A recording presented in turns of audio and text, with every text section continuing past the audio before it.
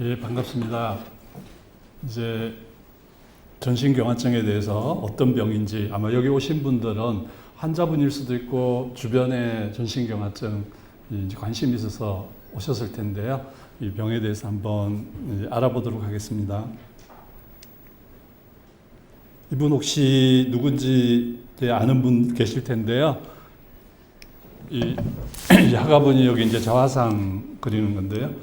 젊었을 때 모습이고 이제 파울 컬레라는 화가죠. 그래서 이분이 이제 전신경화증을 앓고 난데 얼굴 모습이 말년에 이렇게 이제 바뀌었습니다.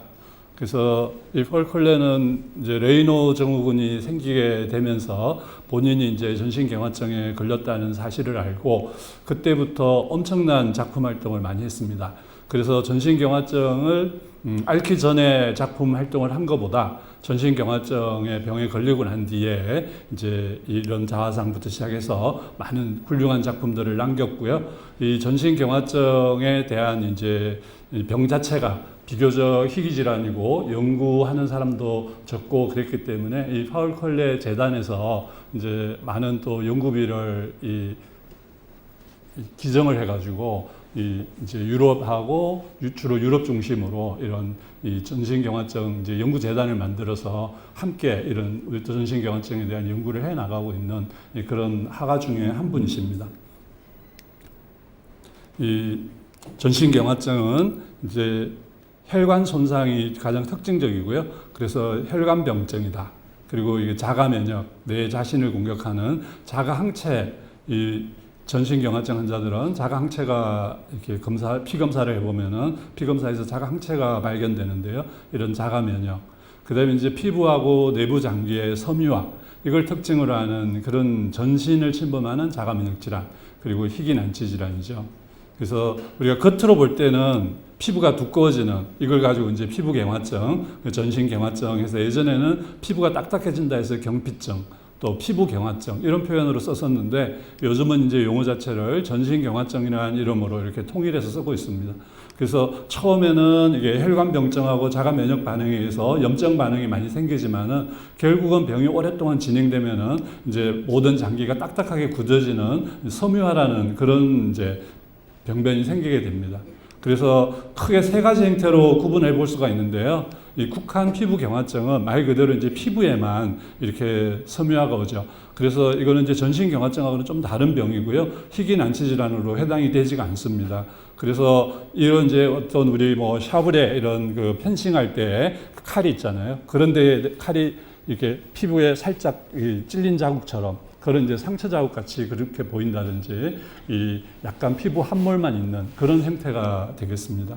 그래서 피부경화증 피부과에서 진단받고 난 뒤에 이제 본인이 전신경화증이 아닐까 하고 저희한테 이제 찾아와 보는데요.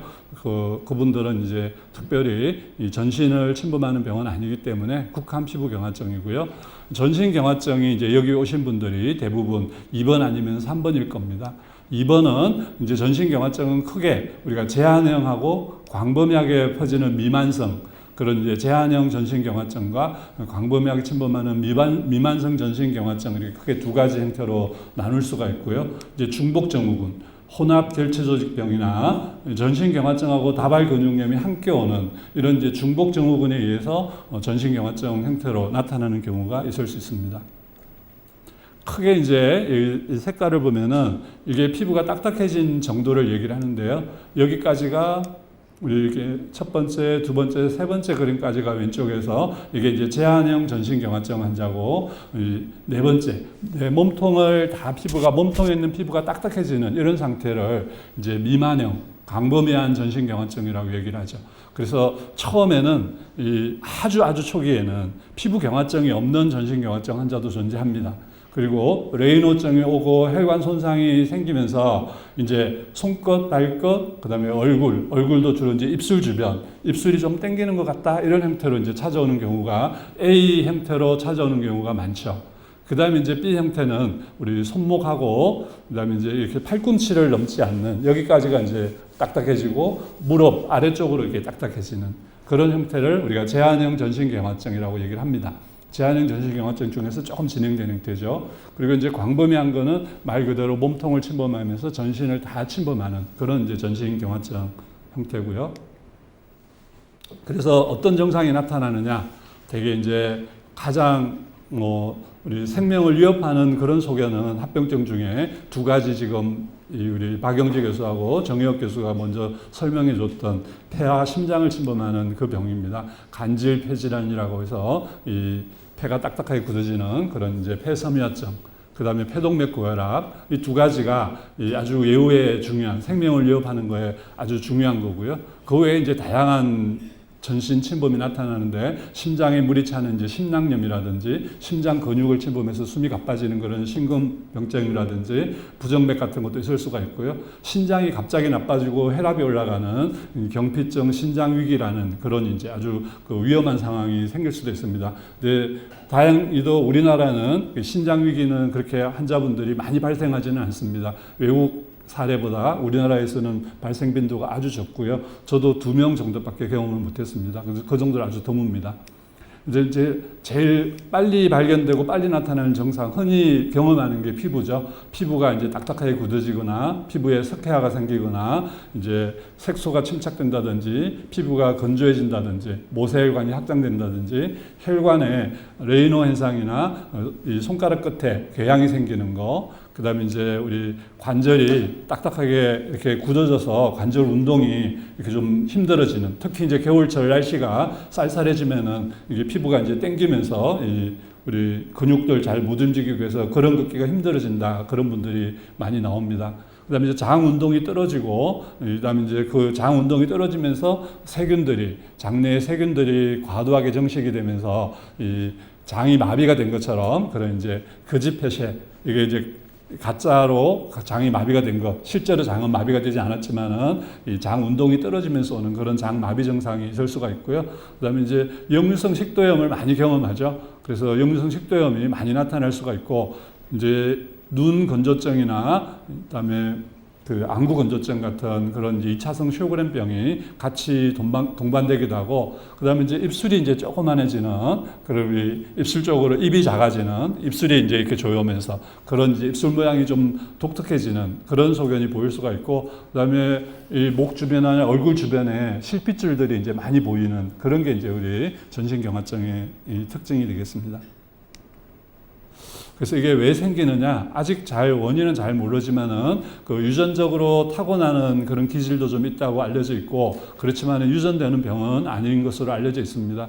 대부분은 이제 면역세포의 변화에 의한 그 내 몸을 공격하는 자가 면역이 중요할 거고, 이 혈관 손상, 내피세포, 혈관을 구성하는 내피세포의 손상이 오고요. 이제 이런 것들이 결국은 이 조직 섬유화가 되고, 그 자체가 점점 진행이 돼서 섬유화가 오는 게 이 전신경화증의 주요한 원인, 발병 기전입니다.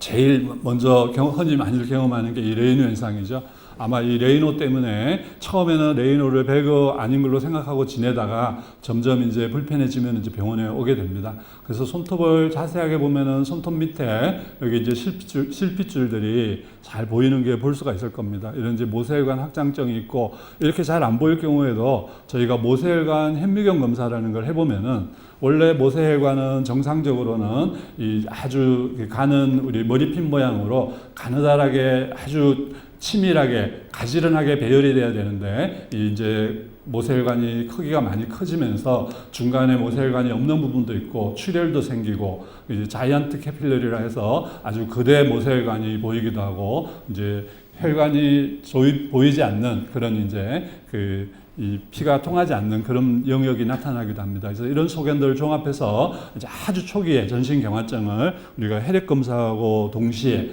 전신경화증이라는 걸 진단을 할 수가 있어요. 그래서 이걸 뭐 해본 분들이 여기 계신 분들은 다 있을 건데, 그리고 이제 이거는 적외선 체열 측정이죠. 여기 찬물에 손을 이제 이렇게 담근 뒤에 찬물에다가 손 담그고 온도 변화가 어떻게 되느냐. 그래서 이 몇 분 만에 이제 찬물에 손을 담그지 않은 곳하고 비교해서 온도 차이가 얼마나 나느냐. 그걸 가지고 우리가 이제 이 레이노증이 있나 없나를 감별하는 그런 이제 방법입니다. 그리고 이제 진행되면은 이렇게 이제 손가락이 뻣뻣해지면서 이제 주먹을 잘 쥘 수가 없게 되죠.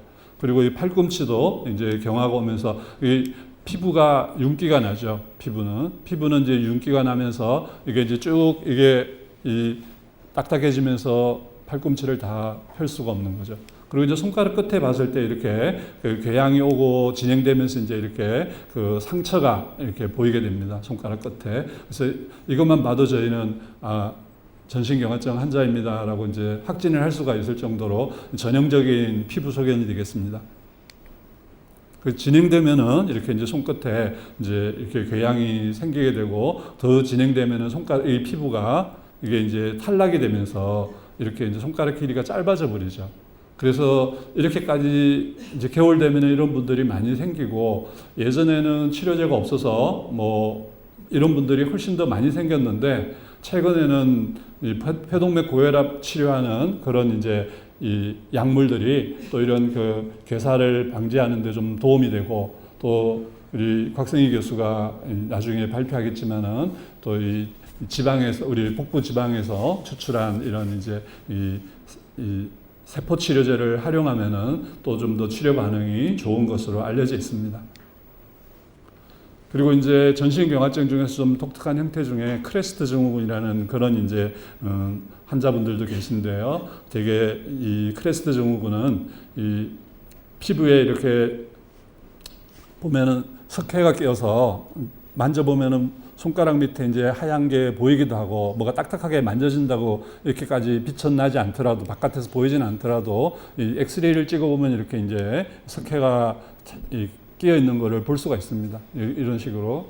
그래서 엑스레이 찍었을 때 이런 게 보이는 이제 내 피부 밑에 이제 석회가 끼는 사람이라든지 식도 운동이 떨어져서 음식 같은 걸 먹었을 때 이제 좀 쉽게 삼키지를 못하는 거 그런 이제 식도 운동 장애가 오고 여기 얼굴에 보면은 이제 양쪽 볼에 이렇게 실핏줄들이 많이 보이죠. 그래서 이런 이제 모세혈관 확장증, 그다음에 이제 레이노 증후군, 그다음에 이 스클레로닥틸리라 해서 이 손가락 끝에 이제 딱딱해지는 그런 변화가 오고 그래서 혈액 검사를 해보면은 항액 항체 중에서 아주 독특한 형태의 그 센트로미어 항체라는 그런 자가항체가 이제 양성 반응을 보입니다. 그래서 이런 사람들을 우리가 전신경화증 환자 중에서 또 이제 크레스트 증후군이라고 얘기를 하는데요. 다행히도 이제 이런 분들은 그 미만성 전신경화증 환자들보다는 좀 더 그 예후는 좀 더 좋은 것으로 알려져 있습니다. 그래서 아까 입술 모양이 이제 좀 독특해지고 주름이 이렇게 달라지면서 이제 입 크기가 이렇게 좀 작아지고 손가락에 이런 변형이 오게 되고 이게 지금 보면은 몸통에 이렇게 전신경화증이 이렇게 와서 피부가 딱딱해지는 걸 한눈에 봐도 이렇게 볼 수가 있죠. 이렇게 전신이 이제 딱딱해지는 경우를 우리가 광범위한 전신경화증이다, 뭐 미만성 전신경화증이다 이렇게 이제 표현을 합니다.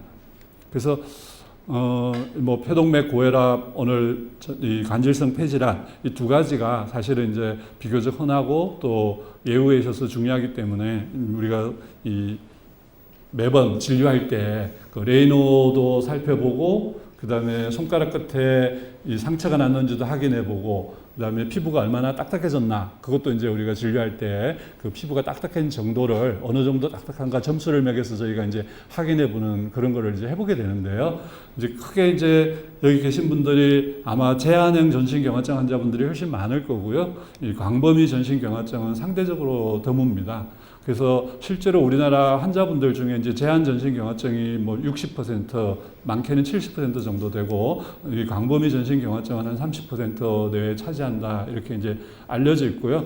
제한형은 피부도 이제 서서히 침범하고, 손가락, 팔꿈치 이런 식으로 얼굴, 이제 손가락도 처음에는 여기 제일 끝마디만 왔다가 조금 더 진행되면은 손목 정도 왔다가 조금 더 진행되면은 이 팔꿈치 이상으로는 안 가게 되거든요. 제한형은. 그리고 이제 무릎도 발 오고 무릎 정도만, 무릎 아래로만 오는 거고요.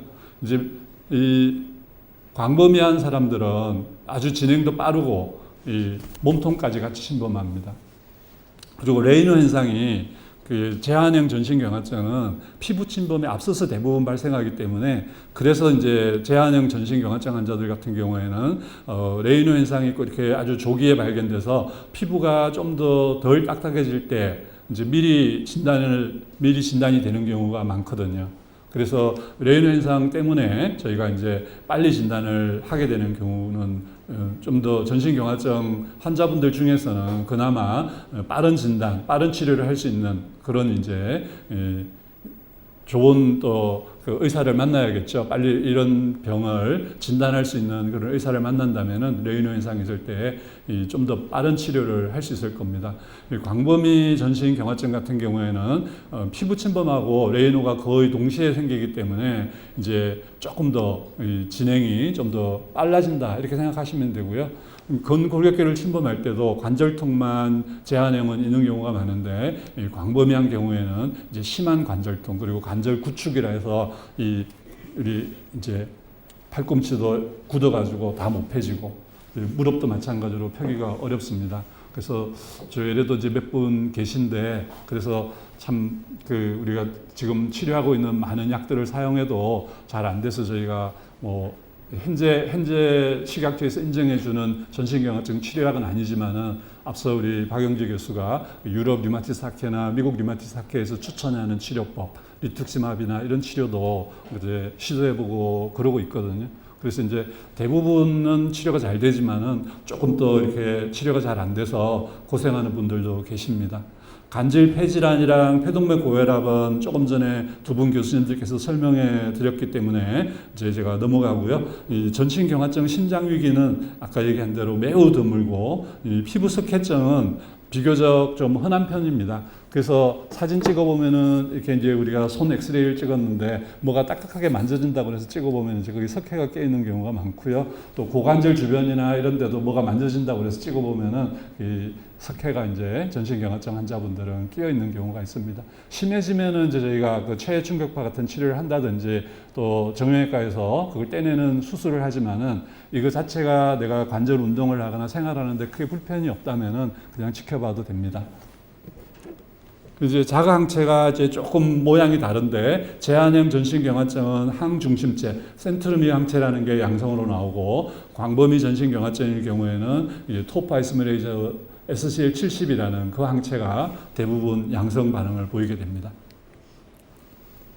그래서 이제 진단을 빨리 진단하는 게 좋잖아요. 근데 전신경화증은 진단을 하게 되면 이제 우리가 희귀난치질환으로 등록을 하고 또 국가에서 의료비 지원 혜택도 받을 수 있기 때문에 어떤 근거를 가지고 해야 되잖아요. 그래서 국가에서도 이제 어떤 내가 레이노증이 있는데 왜 나는 전신경화증 산정 특례가 안 됩니까? 라고 이제 따져 묻는 분도 계시고 또 이 항체가 안 나오는 분도 있고 항체가 나오는 분도 있거든요. 그래서 자가 항체가 나오면은 이게 점수가 3점이기 때문에 일단 이 점수가 이제 되게 9점 이상이 돼야지 전신경화증이라고 진단하기 때문에 항체가 안 나오는 사람은 다른 전신 장기를 침범해서 전신 장기에 섬유화가 돼야지 진단이 되니까 조금 더 더디게 진단이 되는 거죠. 그리고 초기에 아주 전문의가 아니면은 진단을 하기가 어렵죠. 근데 이제 특이 항체가, 자가항체가 나오면은 이제 일단 3점을 받고 시작하기 때문에 조금 더 전신경화증 진단이 좀 더 쉬워지죠. 그 다음에 이제 레이노 현상을 대부분 가지고 있다고 그랬잖아요. 그 레이노 현상이 3점입니다. 그러면 이제 이 3점이 있는 사람, 이 3점하면 6점이니까 이제 다른 증상들, 아까 폐동맥 고혈압이 있거나 관절성 폐질환이 있으면은 이걸로 이제 전신경화증 이렇게 진단을 할 수 있죠. 이게 4점이니까. 또 전신경화증 손톱 주름 모세혈관 현미경, 아까 그 현미경 소견에서 이 모세혈관이 크기가 변화가 생기고 하면은 우리가 2점을 받을 수 있기 때문에 여기에 대해서 변화를 볼 수 있고, 이 모세혈관 확장증, 아까 실핏줄들이 목 주변이나 얼굴 주변에 이렇게 실핏줄들이 많이 보이잖아요. 이제 그러면은 또 전신경화증에 해당되기 때문에 이걸로 이제 할 수가 있고, 그 다음에 손가락 끝에 이제 수직 개양이 생긴다거나, 이제 아까 여기 손가락에 상처 나서 패인 것 같은 그런 걸 우리가 함요 반응이라고 그러는데요. 피팅 스카라고 그러는데 그런 게 있으면 또 점수를 받을 수 있고, 그 다음에 이제 손가락에 피부 경화증이 오는 경우, 이제 이거는 조금 더 진행된 거죠. 그래서 손가락이 이제 처음에는 손가락에 부종, 뻣뻣한 느낌만 들다가 시간이 지나면 이제 손가락에 피부 경화가 오는데요. 피부 경화가 진행됐을 경우에는 4점. 그리고 이제 점점 더 진행돼서 근입이 피부가 이제 침범된 경우, 손가락이 두꺼워지는 경우에는 한눈에 봐도 누가 봐도 이제 전신경화증이라고 진단할 수 있기 때문에 그것만 해도 이제 진단을 내릴 수는 있습니다. 그래서 우리가 초기에 진단을 하려면은 이제 레이노증이 의심되거나 그럴 때, 내가 레이노증인지 잘 애매할 때는 저희가 찬물에 담궈서 그 온도 차이의 변화도 봐보게 되고, 그래서 그런 이제 적외선 체열 측정이나 모세혈관 그 현미경 검사를 통해서 이런 그 레이노증하고, 그래서 전신경화증을 조기에 진단할 수 있는 그런 이제 류마티스 전문의가 있는 병원을 찾아가면은 좀 더 전신경화증을 초기에 진단을 할 수가 있는 거고요. 점점 더 진행돼서 이제 손가락에 피부 경화가 생기고 손가락 끝에 수직외양이나 이제 그 함유 반응이 생기기 전에 저희가 진단을 내릴 수 있습니다. 그래서 대개는 혈액 검사와 그다음에 전신 진찰을 통해서 이제 전신경화증을 진단을 할 수 있고요. 예전에는 아주 전신경화증을 조기 전신경화증 이렇게 얘기를 할 때 피부가 좀 딱딱해지고 식도 침범이 있거나 폐나 폐동맥 고혈압이나 이제 그 폐에 간질성 폐질환이 있거나 이제 손가락 끝에 상처가 나거나 그럴 때 이제 아주 조기에 진단을 한다고 그랬는데, 요즘은 그보다 더 이렇게 빨리 진단해서 우리가 장기 침범이 생기기 전에 좀 더 적극적으로 치료하면은 이제 우리 전신경화증이 이 희귀난치 질환이라고 하더라도 예전보다 섬유화도 덜 되고 좀 더 호전될 거다. 그래서 이제 혈액 검사에서는 항해 강체가 있는지 없는지 이런 거를 보게 되고요. 그 레이노 증후군이 있는지 보고 모세혈관 현미경 검사를 해보고, 그 다음에 손가락 변화나 이런 걸 봐서 점수만 봐도 류마티스 전문의들은 이제 전신경화증이라는 거를 진단을 할 수 있기 때문에 조기 진단해서 조기 치료를 할 수 있도록 그런 길이 예전에 비해서 벌써 10년 전보다는 많은 연구와 치료에 있어서 진전이 됐다고 생각을 합니다. 그래서 이제 각 장기 침범에 따라서 어떤 치료를 할 것인가 뭐 이렇게 얘기를 하고 있는데요. 아마 여러분들은 여기 다들 최선의 치료, 최대 좋은 치료를 받고 계실 거라고 생각이 되고, 대부분 이제 그 아까 의료보험 얘기를 했는데요. 뭐 새롭게 시도되는 약이라도 우리나라에서는 근거가 조금 부족하다 싶으면은 그 의료보험으로 잘 인정을 안 해주거든요. 그래서 이제 뭐 면역 글로불린 주사를 한다 이런 경우에는 하면은 조금 더 도움이 될 수 있다라는 그런 연구 보고들은 있지만은, 또 이제 대규모 임상 시험에서 아주 효과가 좋다라는 그런 연구 결과는 없기 때문에 이제 면역 글로불린 주사나 리투크시맙 주사 이런 경우는 아직까지는 의료보험으로 안 되고 있고요. 리투크시맙 같은 경우에는 특히 이제 일본에서 연구를 해서 어느 정도 효과가 좋다라는 그런 연구 보고가 있기 때문에 이제 류마티스 학회 차원에서도 좀 그 전신경화증 환자들한테 보험 혜택을 좀 줬으면 어떨까 하고 저희가 이제 좀 건강보험 그 공단에 이 건의도 이제 하는 그런 상황 중에 하나로 들어가 있는 걸로 알고 있고요. 그게 이제 언제 혜택을 받으실지는 잘 모르는데, 제가 이제 우리 환자분 중에서 오늘 이런 그 환자 모임 할 때 얘기하면서 사실 전신경화증은 우리 병원에서도 이렇게 환자 모임을 환자 교육 이런 시간이 별로 없었었거든요. 좀 더 희귀 질환이기도 하고 그래서 정보를 얻기가 좀 힘들었을 수도 있는데요. 이제 루푸스나 류마티스 관절염이나 쇼그렌 증후군 같은 이제 류마티스 질환은 조금 더 그 환자 단체들이 조금 더 활발하게 많이들 움직이고 있습니다. 그래서 이제 어떻게 보면 이런 이제 보험 문제 이런 것도 우리 환자분들한테 직접적으로 도움을 드려야 되는 부분인데, 학회에서 우리 의사들이 어떤 학문적인 근거가 있을 때 그걸 가지고 의료보험을 확대해 주십시오라고 건의하는 부분도 있고, 또 이제 우리 환자분들의 단체들이 또 만일에 보험이 빨리빨리 진행이 안 될 때는 뭐 국회 차원에서 어떤 그런 그 도움을 받는다든지 건강보험공단에 또 어떤 그 민원을 넣는다든지 해서 조금 더 빨리 진행될 수 있는 그런 이제 그 우리 그 환자 단체가 하는 일 중에 환자분들끼리 서로 고통을 함께 겪으면서 같이 또 투병을 해가는 그런 나름대로의 어떤 이 서로 의지해가는 그런 장점도 있겠지만은, 또 어떻게 보면은 또 치료 방법에 대한 그런 이제 최신 지견을 공유하는 또 그런 기능도 있는 것 같습니다. 그래서 뭐 전신경화증 환자분들도 아마 나름대로 제가 단체가 있는지는 잘 모르겠지만은 어쨌든 대한류마티스 학회 내에서 어떤 그 환자 단체는 없는 것 같아서요.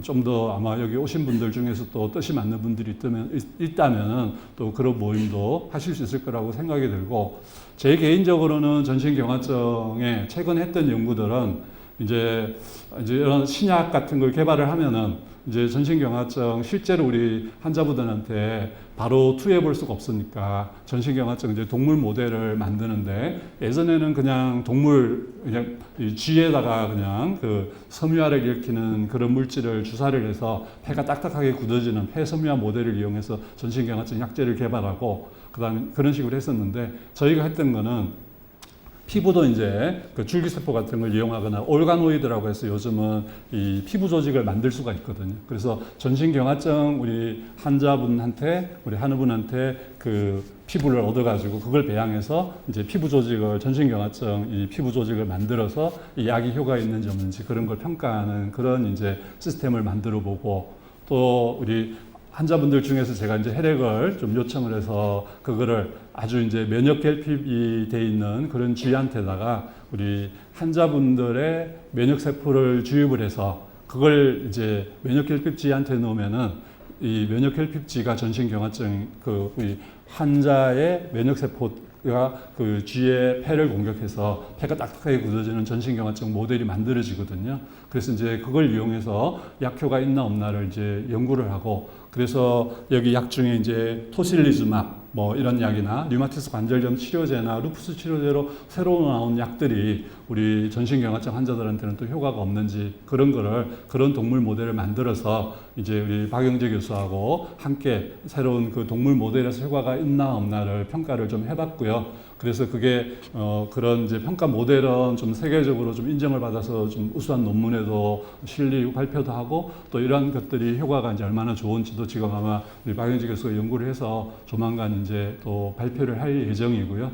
그다음에 이제 임상 연구는 저희가 이제 이런 그 이 간질성 폐질환이나 이런 게 처음 진단받고 난 뒤에 초기에 빨리 치료되는 게 중요하거든요.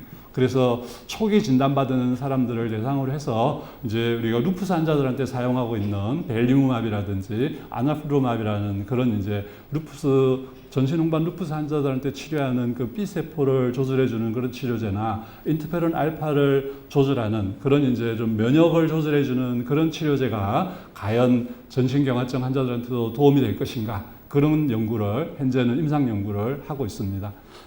제가 전신경화증에 지금까지 그 어떤 전신경화증은 어떻게 진단이 되고 어떤 증상이 생기고 어떤 치료법이 있는지에 대해서 간략하게 말씀드렸습니다. 감사합니다.